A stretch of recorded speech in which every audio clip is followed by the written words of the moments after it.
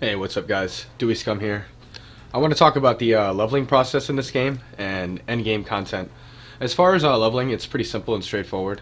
You're going to pretty much do the quest chain as it appears, and it'll push you forward throughout the quests. You can definitely find a few places that are worth leveling, and I'll mention that in a second. But you're going to have a normal, cruel, and a merciless difficulty, at which once you complete the Solaris Temple in Merciless, you're able to go to maps. Now, that is what we consider endgame content. But most people will go ahead and finish off a Piety quest so they can get two more skill points. I'm going to briefly show you real quick a couple of places. The Ledge is one. Now, this is an area if you're farming and you want to make sure like you get enough levels or you have enough loot. It's a very easy place to farm.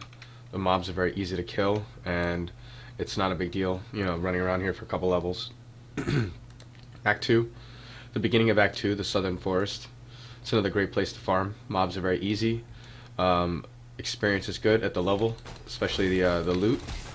So you definitely want to make sure if you're not ready to go on, you want to make sure you farm these areas. Okay. Another area is will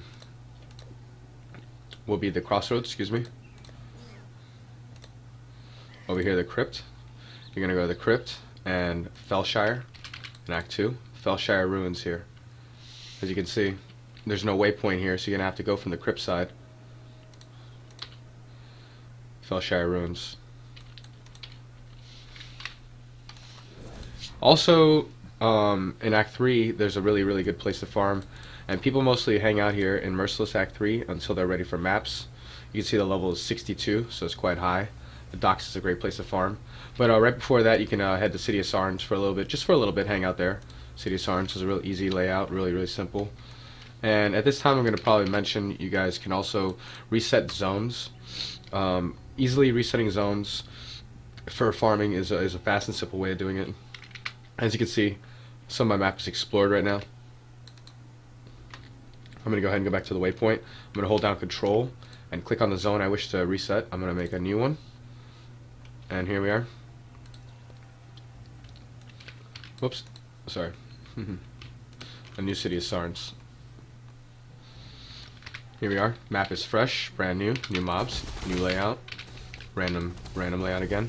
So you can use that trick anywhere you go if you want to farm different areas over and over again. It's quite easy.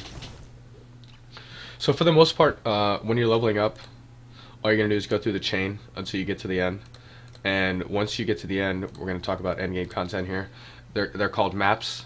Maps can be found anywhere after, I believe, the start of Merciless. So it'll be the very beginning of Merciless. Probably with Merciless Ledge, you'll start to appear. You'll start to see them. Level 66 map is the lowest map you can get, all the way up to like a 78. I have a 77, but all the way up to a 78 map. And those are where you're going to begin your endgame content grind. Now, maps can roll anything like any other item can. They can be white, blue, magical, even unique. Some maps here, I have some unique maps as well you can look at. Now, some of these maps, they all have modifications when they're not white, and that'll increase the quantity of a map, but it'll also increase the danger and difficulty of what's inside the map. So you want to make sure you guys are weighing your options here, and you don't do anything too crazy. So a way to activate your map is by going to the map machine and hitting activate. It'll form 6 portals, and you can jump in this thing right here. And this is how we begin farming endgame content, guys. This is it. Each map will have a random layout. Each map will have a boss. So a random layout, a boss specific to the map, excuse me, and you guys will farm loot. You want to make sure you do the maps that are specific to your level, and you don't want to overdo it until you're ready for the higher maps. Once you get to the higher map level, you're going to use currency to turn maps from white to blue, and make sure you have the right mods. You can see we don't want to do that one. Patches of Burning Ground, slays the enemy closer. Together can attract monsters from beyond. It's actually not a bad map. You can even get rare maps. The higher level maps, you want to use more currency to make them rare. And what you do is you continue to roll them until you get some desired affixes.